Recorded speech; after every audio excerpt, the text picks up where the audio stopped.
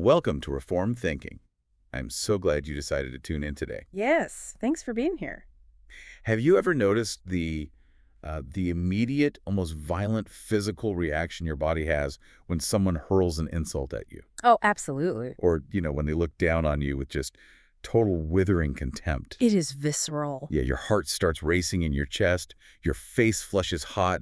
Your absolute first instinct, biologically speaking, is to lock eyes with the threat. Right. You want to stare them down. You want to defend yourself. You want to throw something right back at them to, I guess, level the playing field? Well, it is a completely biological response. The fight or flight mechanism kicks into high gear.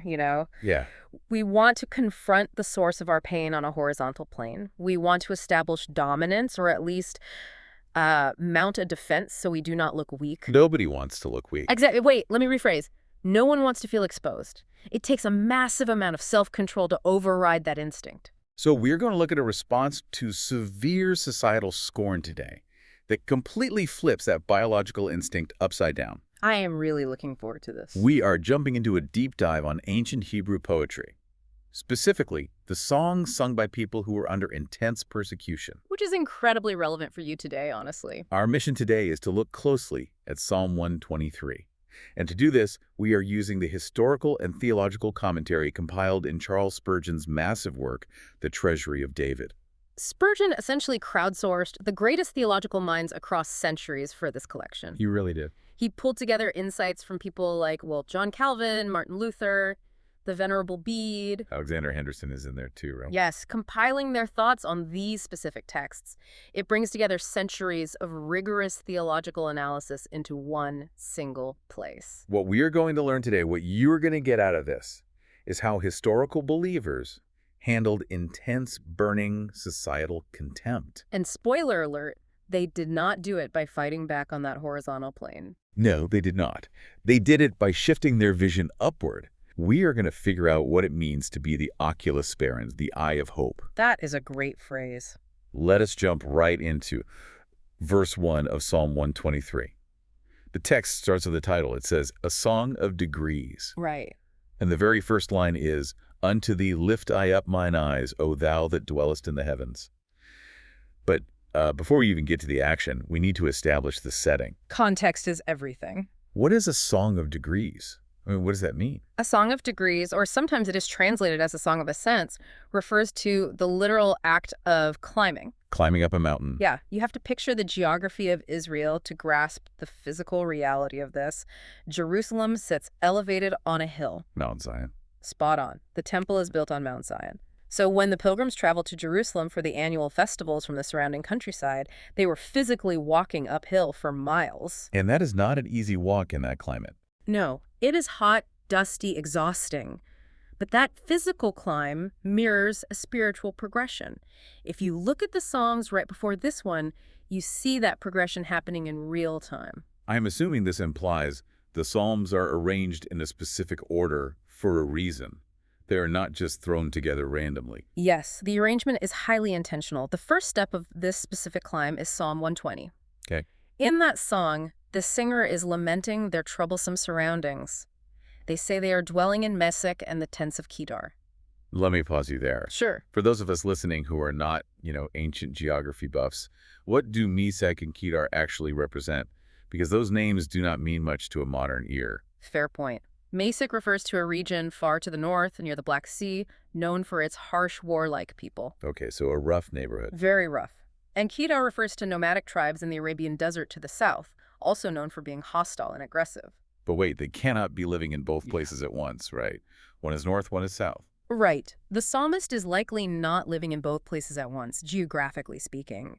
Instead, they are using these names metaphorically. Oh, I see. It is like someone today saying, I am living surrounded by wolves and sharks. We're looking around at the horizontal level and seeing nothing but trouble, distress, Yeah. people who hate peace. Yes. That paints a very bleak picture of the starting point.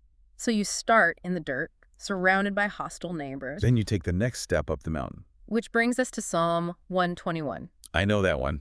The famous line, "I will lift up mine eyes unto the hills, from whence cometh my help." Exactly. The vision shifts from the immediate troublesome neighbors to the distant hills. They are looking toward Jerusalem, finding a sense of assured security. They're looking at the destination. Right. Yep. Then they keep walking, and in Psalm 122, they arrive at the gates of Jerusalem. They made it to the city. They are delighting in the house of the Lord. They are looking at the footstool of God on earth, standing right there in the physical city. But this deep dive is about Psalm 123. Right.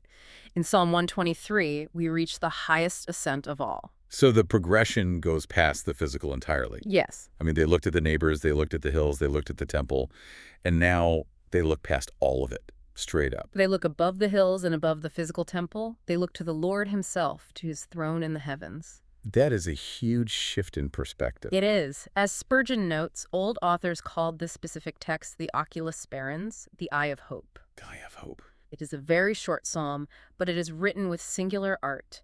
It contains one central thought, expressed in the most engaging, encompassing manner possible. Let us examine that term a bit more. Oculus sperans. The Venerable Bede, an English monk writing in the early 8th century, had a fascinating take on this upward glance. He really did. How does he connect the physical act of looking up to what is happening inside the person? Well, Bede connects the physical direction of the eyes to the orientation of the human soul. He says that the person singing this is a pilgrim who's ascending, and they are ascending because they love. Because they love. That is a great way to phrase it. He writes that we ascend from earth to heaven each time we think of God. The mechanical act of looking up reflects a spiritual reality. Like your body follows your heart. Yes. Bede points out that in that upward ascent lies all goodness. If we want to repent, we do not stare at ourselves, right? Right, because staring at ourselves just leads to despair. We look at him. If we want to be humble, we do not focus on our own flaws. We look at him. Because seeing his perfection highlights our flaws naturally. Spot on. If we want to truly love, we cannot manufacture the source of that within ourselves. We have to look at him who dwells in the heavens. I want to tie this directly to the nature of the God we are looking up to.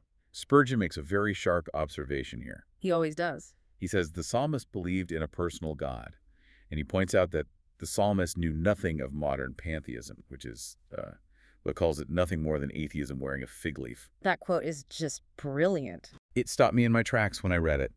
Pantheism is the idea that God is simply the universe itself. Right. Yes, pantheism is the belief that God is in the trees, the dirt, the collective energy of all things. The force, basically. Like a cosmic force. God is everything, and therefore God is not a distinct personal being who dwells in the heavens and listens to his creatures. So Spurgeon is arguing that if God is an impersonal force permeating everything, you cannot truly look up to him for mercy. You cannot have a relationship with a localized personal king if the king is just the dirt you are standing on. You know, the best way I can picture the futility of the pantheistic view, imagine walking up to a blank brick wall. Okay, a brick wall. You take a can of yellow spray paint, you draw a big smiley face on the bricks, and then you just pour your heart out to it. Wow. Yeah. I mean, sure, you're talking to something, but there's no personal reality there. The wall does not have a mind. It does not have a will. It cannot hear your suffering. It certainly cannot reach out a hand to help you. It is just raw material. That is a stark visual. But the psalmist explicitly says, "O thou that dwellest in the heavens." This is a God who resides somewhere, a God who is at home. A God who has a throne and a personality. Right. The distinction is vital for a suffering person. The higher the Lord is, the better it is for our faith. How so? Well, if God is elevated above the chaos of the earth, that height represents strength, glory, and excellence. He is not caught in the mud with us. Precisely. Because he is a personal God, all of that strength and glory can be engaged on our behalf. As Spurgeon says, it is a blessed condescension on God's part that he permits us to lift our eyes to his glorious high throne in the first place. Sometimes lifting the eyes is literally all we can manage, though. So true. John Trapp, an English Puritan commentator in the 1600s, has a quote about this that I want to share. I know the one you mean. It is beautiful. He says this verse is about praying by the glances of the eye rather than by words, because, and this phrasing is just, beautiful mine afflictions having swollen my heart too big for my mouth. That is heavy. If you are listening to this, you have probably been in that exact place, where the grief or the anxiety is so heavy, so physically thick in your chest, that you could not form a spoken sentence if you tried. The trauma becomes a barrier to articulation. You just cannot find the words. You just choke on them. The theology here provides immense comfort for those specific moments. You do not need an eloquent, well-structured speech to reach the throne of heaven. God is not grading your grammar. Not at all. Trapp quotes a poem that captures the sentiment perfectly. It says, "Prayer is the burden of a sigh, the falling of a tear, the upward glancing of an eye, when none but God is near." The upward glancing of an eye. The physical mechanics of simply looking up. Right. Richard Holdsworth, another 17th century theologian, breaks this down into 5 specific testimonies. Yes, his analysis is very detailed. He argues that the simple act of lifting the eyes to heaven tells us 5 distinct things about the person doing the lifting. Which might sound like an overanalysis at first. Yeah, when I read this, I wondered why he focused so much on the physical posture. But biomechanically, our bodies reflect our internal state, do they not? Absolutely. When we are defeated or depressed, we physically look down at our shoes. Our shoulders slump. We make ourselves small. When we are confident or hopeful, our chins lift. Holdsworth is tapping into that timeless human psychology. He absolutely is. Let us walk through his 5 points. Okay, what is the first one? Holdsworth's first testimony is that lifting the eyes shows a believing and humble heart. A believing and humble heart. He says infidelity will never carry a person above the earth. Unbelief keeps your vision locked on the dirt. Because if you do not believe anything is up there, why look? Right, and pride keeps your vision locked on the earth as well, usually because you are busy looking down your nose at other people. Oh, that is a great point. It takes belief and humility to physically and spiritually look up. The second point he makes is that looking up shows an obedient heart. Because you are waiting for a command? By lifting your eyes to God, you are acknowledging your subordinate position. You are saying, Lord, I am waiting for your direction. The third is a thankful heart. Thankful. How does looking up show thankfulness? Well, by looking upward, you acknowledge that every good blessing, every perfect gift comes down from above. You are admitting that your blessings are not the result of your own striving down here on the earth. You're giving credit where it belongs. Yes. Fourth, he says it shows a heavenly heart. I like this one. He argues that the person who lifts their eyes to heaven is signaling that they are weary of the earth. Their hope and their desire are located somewhere else. They are no longer looking for satisfaction in their immediate surroundings. The things of earth have grown strangely dim, to quote the hymn. Yeah, the earth is just not doing it for them anymore. His fifth testimony is that it shows a devout heart. Okay, unpack that. Holdsworth makes the fascinating observation that outside of the tongue, there is no part of the human body that functions as a greater agent in prayer than the eye. The eye is an agent of prayer. Yes, the eyes communicate the desperation and the devotion of the soul instantly. A single tear or a steady gaze upward says as much as 1,000 words. So, we have established this upward glance. We're looking past the immediate trouble, past the distant hills, straight up to the personal God who sits on a throne. But when we hit verse 2, the imagery shifts. It does. Mm-hmm. The broad mechanics of looking up translate into a highly specific posture. Verse 2 says, "Behold, as the eyes of servants look unto the hand of their masters." That brings us to the hands. I want to talk about the cultural context here. What kind of waiting is this describing? Because I assume this is not the casual waiting we do at a modern bus stop, checking our phones. Not even close. We have to step out of our modern Western mindset and into the ancient Eastern culture to grasp the weight of this text. Okay, take us there. In that historical context, instructions within a large household or a royal court were rarely given through loud spoken commands. No shouting across the room. No, they were given through slight, almost imperceptible hand gestures. The servants or slaves stood at the edges of the room, usually with their hands folded or crossed over their chests. Just waiting. Their singular focus, their entire job, was to watch the master's hands. The source material has a great illustration of this. There is a description from a traveler who visited a fine house in Damascus. Oh, the Damascus house story. I love this one. He notes that the people of the East do not speak as much or as loudly as people in the West. He was seated in this large, opulent room, and he watched how the household operated. Complete silence. Complete silence. The master of the house made a tiny wave of his hand. Instantly, sherbet was brought out. Without a word. Another slight wave, and coffee and pipes appeared. Another tiny signal, and dinner was made ready. That is incredible coordination. The attendants were practically holding their breath, keeping their eyes glued to the master's hand so they could anticipate his will and execute it without a single word being spoken. It requires an unbelievable level of vigilance. If the servant is distracted by a conversation across the room, or if they look out the window for even a second, they miss the command. And missing a command probably came with steep consequences. Undoubtedly. Another example in the text comes from the French writer Savary, who observed slaves in Egypt. What do you see? He described them standing silently at the bottom of the room, hands crossed over their breasts, with their eyes fixed relentlessly upon their master. They were seeking to anticipate every single wish before the master even fully articulated it to himself. The text gives a Western equivalent, too, which I find even more vivid. It mentions the callboy on the River Thames in the 1800s. The riverboat analogy. Yeah, picture the Thames during the height of the industrial era. It is choked with fog, coal smoke, and dozens of massive paddle steamboats navigating a crowded, narrow channel. Just utter chaos on the water. The captain stands up high at the wheel. The engines below deck are roaring so loudly that shouting is completely useless. You cannot hear a thing. So what do? The captain uses hand signals.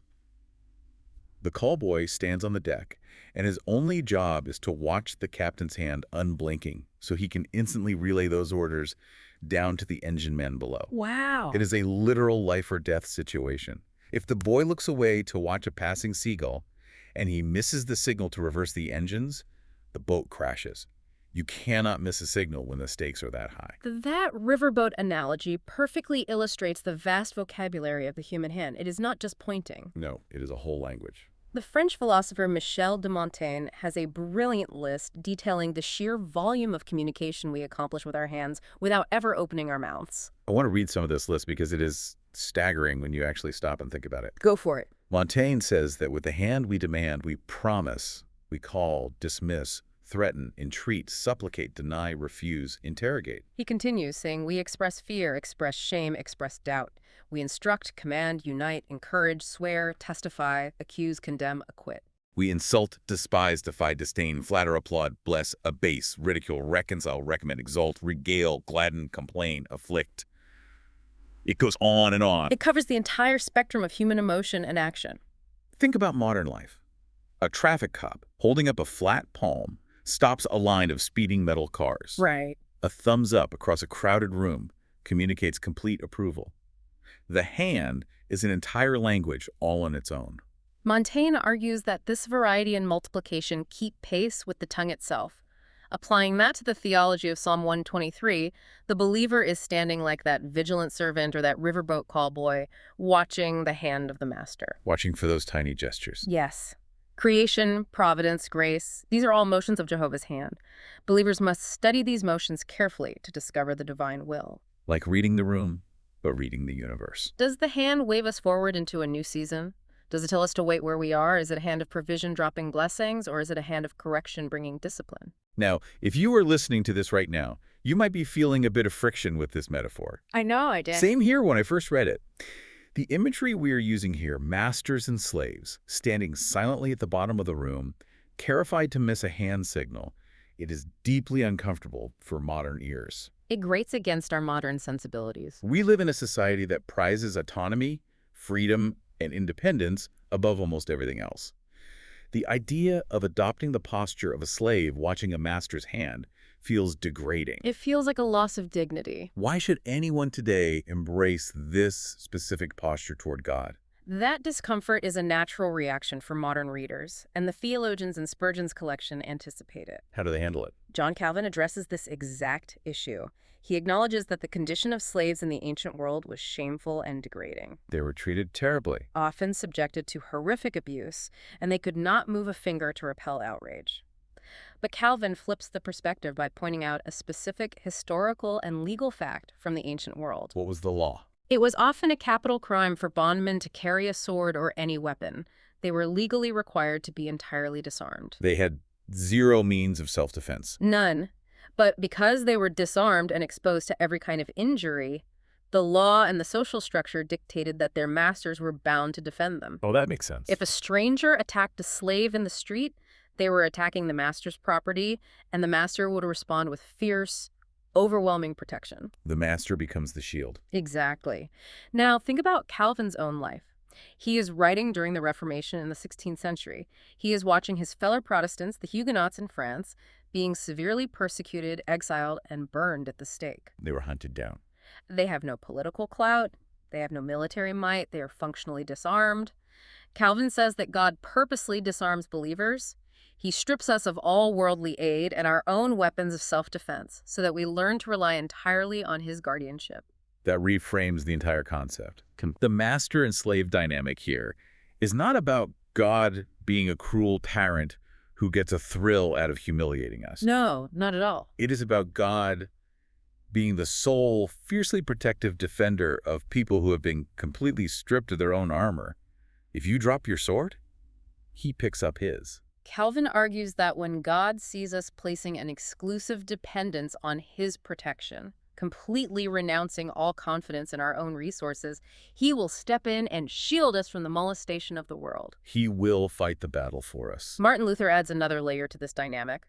Luther points out that the people praying this psalm are the chosen people of God. The Israelites. Right. They already possess the dignity of being children of God, yet in this specific prayer, they do not say, "Behold, as the eyes of children look to the hand of their fathers." They could have said that. It is a true statement. But they do not. They actively choose to say, "as the eyes of servants." They intentionally downgrade their own title in the prayer. They do. Luther says this is a massive display of modesty and humility.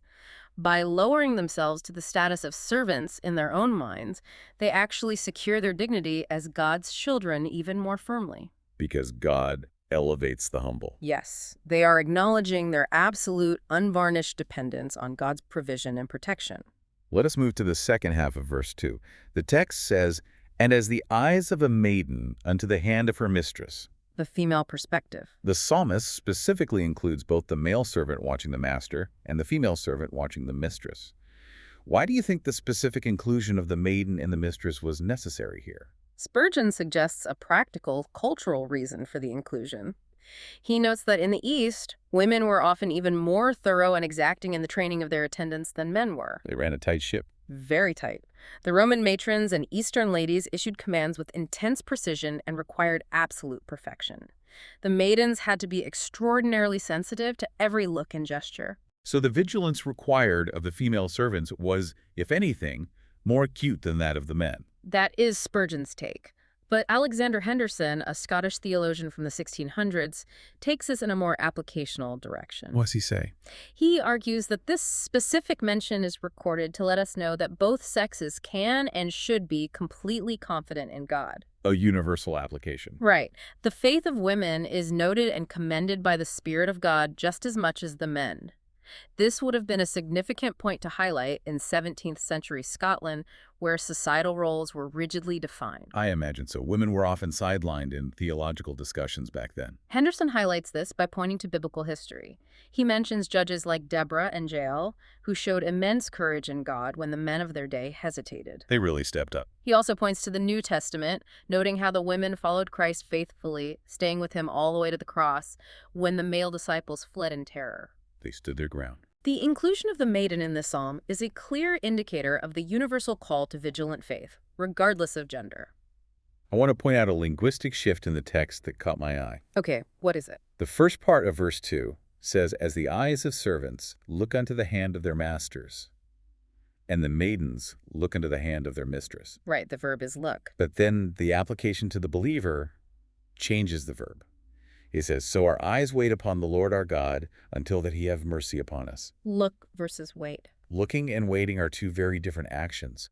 I can look at a clock on the wall, but waiting for that clock to strike 5:00 p.m. on a Friday takes a lot more out of me psychologically. It is exhausting. Why the change in verbs? The translators actually added the word wait to capture the full theological weight of the original Hebrew intent. Richard Holdsworth points this out in his commentary. So it is an intentional translation choice. Yes. He says the psalmist leaves the earthly comparison behind and elevates the concept.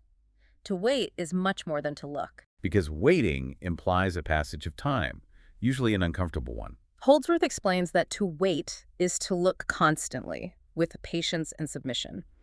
It means subjecting your affections, your will, and your desires entirely to God's timeline. Giving up control of the schedule. Exactly. The earthly servant looks at the master for a quick command, but the believer waits upon the Lord for mercy. And mercy takes time. Mercy, as Holdsworth notes, is something so precious that we must be willing to endure the heavy passage of time to receive it. You are not just glancing up to get an instruction. You are holding your gaze steady. You are holding it through suffering, refusing to look away until God decides it is the right season to move his hand. Waiting is an active posture, not a passive one. You have to fight the urge to take matters into your own hands while you wait. The temptation to fix it yourself is so strong. It requires incredible mental and spiritual diligence. To maintain that diligence, we have to keep our relationship with the Master at the forefront of our minds. There is a wonderful anecdote in the source material about the English poet George Herbert. Oh, George Herbert. What did he do? To break his reliance on earthly people and to quicken his diligence in God's service, Herbert made a deliberate habit of altering his everyday speech. How so?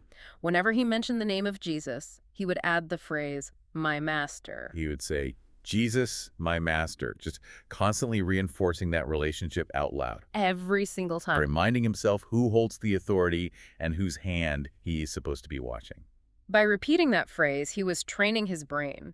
If we truly consider God our master, our respect for his command, his will, and his pleasure becomes the dominant force in our lives. It crowds out the other voices. We stop being distracted by the horizontal threats around us because our eyes are locked on the vertical authority. So we have these servants. They are vigilant. They are watching the master's hand.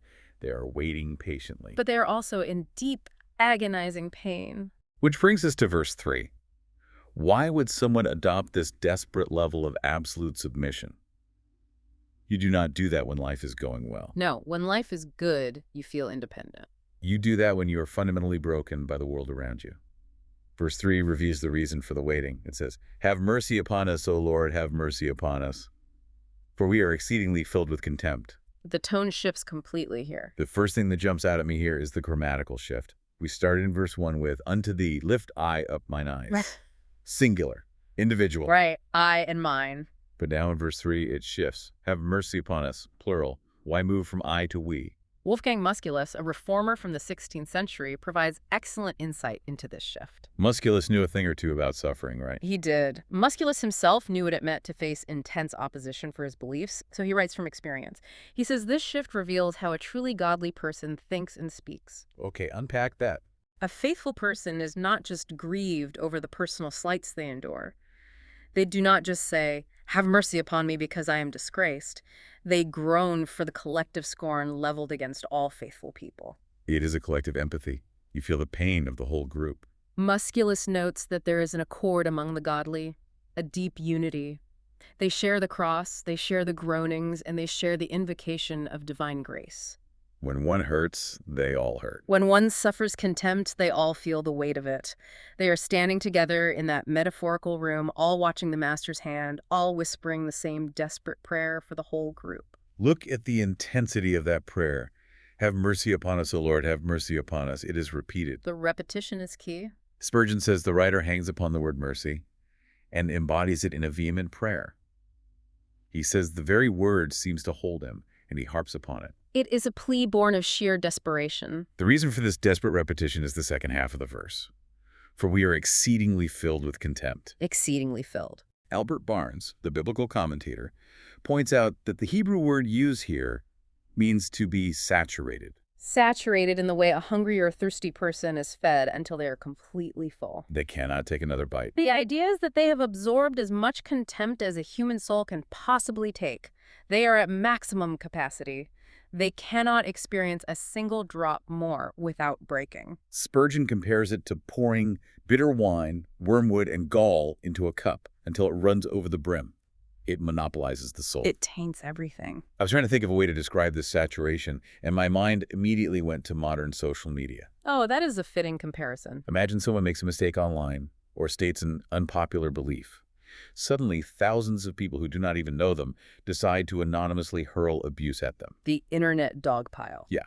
They are receiving death threats, insults about their appearance, attacks on their family. Their entire digital existence is saturated with organized scorn from people who face zero consequences. It is suffocating. It is not just one insult. It is a flood that permeates every corner of their life.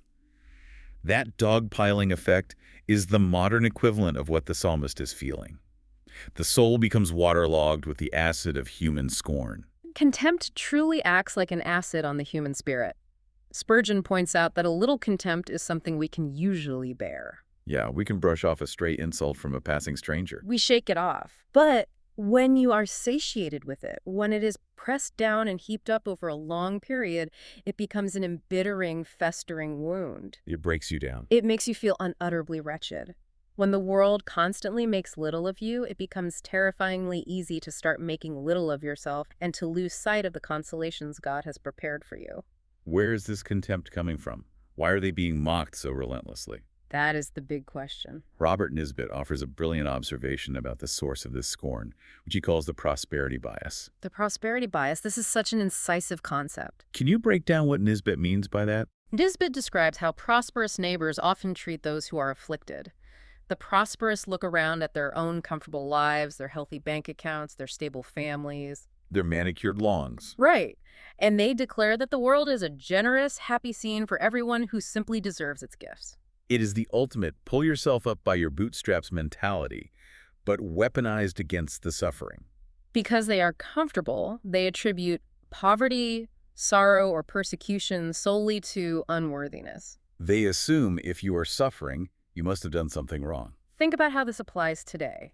Someone loses their job due to corporate downsizing, or they develop a chronic illness that leaves them bedridden. Something completely out of their control. The prosperous person looks at the bleeding, hurting believer and says, if you just exerted yourself more, if you had a better attitude, if you ate better, if you worked harder instead of praying all the time, you would be fine.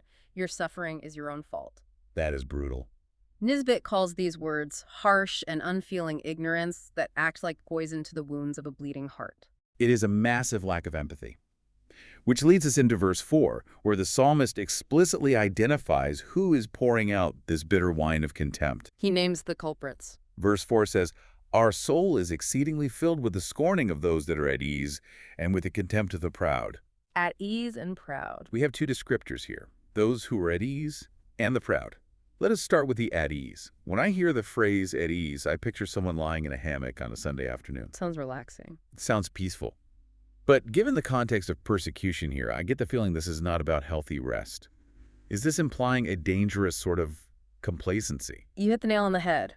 Edward Bouverie Pusey, a 19th century scholar, argues that this word ease refers to those who are recklessly at their ease. Recklessly at ease. The careless ones. Pusey says that constant luxury and ease actually sensualize the human soul. What does that mean, sensualize the soul? It makes the soul dull, stupid, and hard-hearted. When you know no troubles of your own, when your life is completely insulated by wealth and convenience, you lose the capacity for empathy. You become numb to the suffering of others because you have never had to exercise the muscle of compassion. Thomas Manton, a Puritan clergyman, adds another dimension to the psychology of the comfortable. Manton lived through some turbulent times, did he not? He lived through periods of massive political and religious upheaval in England, so he saw how the wealthy elite operated up close. He says that when men go on prosperously and undisturbed, they become insolent. Insolent. And they are entrenched within a mass of wealth, strength, and greatness. Because of those earthly fortifications, they begin to think that absolutely no one can call them to an account. They feel untouchable. Not society, not the law, and certainly not God. They sit fast, well at ease, and they think they can do whatever they please. And because they feel untouchable, they turn their attention to the people who are struggling, the people who are relying on God, and they mock them. It is a sport to them. Who is the Lord that we should obey his voice? They ask. And then they turn with a sneer toward those who fear God. Spurgeon brings up a modern reference in his commentary that I found really striking. Oh, the statesman. He mentions a well-known statesman, he does not name him, but clearly someone prominent in Victorian politics who was a master of jibes and flouts and sneers. Spurgeon points out that the contempt of the great ones of the earth is often peculiarly acrid. Men like that statesman never seem so much at home, so gleeful in their acrimony as when they are tearing down a servant of the Lord. They use their intellect, their education, and their massive public platforms to craft falsehoods and hurl venom at people who cannot fight back. Spurgeon admits that it's easy enough to write a commentary about this, to sit in a quiet, warm study and analyze the Hebrew words for contempt. It is easy to be academic about it. But to actually be selected as the target of that organized, articulate contempt is a whole different reality. He writes, Great hearts have been broken, and brave spirits have been withered beneath the accursed force of falsehood and the horrible blight of contempt. That is a staggering sentence. Brave spirits withered. If you are the person in the crosshairs, if you are the one whose soul is exceedingly filled with the scorning of the proud, how do you keep your heart from breaking? How do you survive it? Yeah, how do you survive that specific targeted mockery without losing your mind? The theologians all point to the same answer. You have to look to the ultimate model. The ultimate model. If we connect this to the overarching narrative of the Christian faith, we have to look at Jesus Christ. He was the literal embodiment of the Master's hand, yet he was despised and rejected of men. He knew contempt better than anyone. He experienced the absolute zenith of human contempt. He was mocked by the religious elite who thought they were protecting God. The Pharisees and Sadducees. He was sneered at by powerful politicians like Herod and Pilate, who were completely at ease in their palaces. He was ridiculed by the masses. Even on the cross. Yet he never ceased from his perfect service. He kept his eyes upward until he was exalted to dwell in the heavens. He endured the cross, despising the shame. He took the absolute worst horizontal contempt the world could muster, and he responded with perfect vertical submission.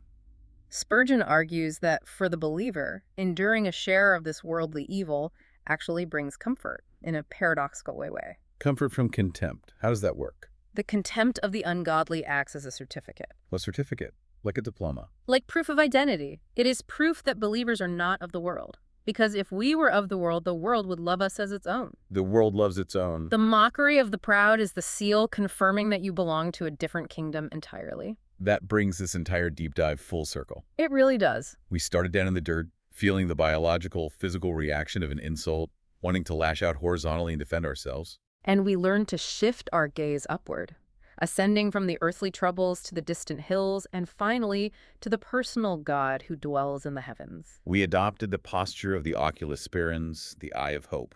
We looked at the intense imagery of the unarmed servant, standing silently at the bottom of the room, completely dependent on the Master's hand for direction, for provision, and especially for defense. We recognize that waiting for mercy requires constancy and patience. Even when the acid of the world's contempt is pouring over us, threatening to saturate our souls completely. We saw that those who are recklessly at ease, the proud who hurl the insults, are hardened by their own luxury and prosperity bias. But their mockery is, in the end, just a certificate confirming where our true citizenship lies. It is an incredible progression of thought. From looking around in panic, to looking up in hope, to waiting patiently for the Master to move his hand. As we wrap up this deep dive, I want to leave you with a final thought to mull over. Something to carry with you the next time you feel that biological instinct kicking in, that hot flush of anger when someone looks down on you or attacks your character.